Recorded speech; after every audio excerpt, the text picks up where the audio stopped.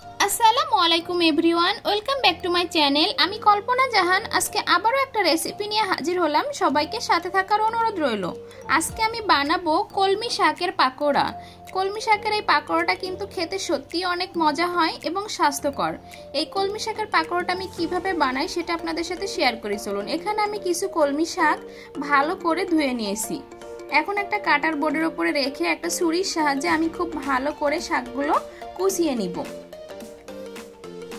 একটু সাবধানে করতে হবে, অনেক বেশি কুচি করে নিতে হবে যেহেতু এটা পাকোড়া বানাতে হবে। তো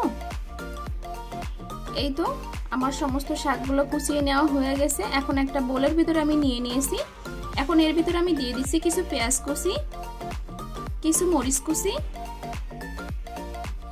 সামান্য লবণ, সামান্য জিরা গুঁড়া, সামান্য হলুদ গুঁড়া আর সামান্য শুকনো মরিচ গুঁড়া। এখন এই সমস্ত উপকরণগুলো আমি হাত দিয়ে খুব ভালো করে একটু মাখিয়ে নিব। হাতের সাহায্যে এটা চটকে চটকে একেবারে নরম করে নিতে হবে। এই তো এখন আমি এর ভিতরে দিয়ে দিচ্ছি 2 টেবিল চামচ বেসন। এখন আমি আবারও একটু হাত দিয়ে ভালো করে মাখিয়ে নিচ্ছি।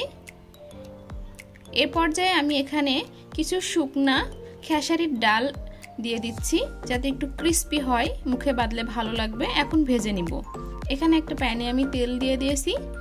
এখন একটা একটা করে আমি পাকোড়াগুলো দিয়ে দিচ্ছি।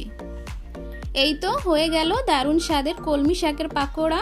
আমার পাকোড়ার রেসিপিটা কেমন লেগেছে সবাই কমেন্ট করে জানাবেন। আর আমার চ্যানেলটাকে সবাইকে সাবস্ক্রাইব, লাইক, কমেন্ট, শেয়ার করে দিবেন। আর সবাই ভালো থাকবেন। আসসালামু আলাইকুম সবাইকে।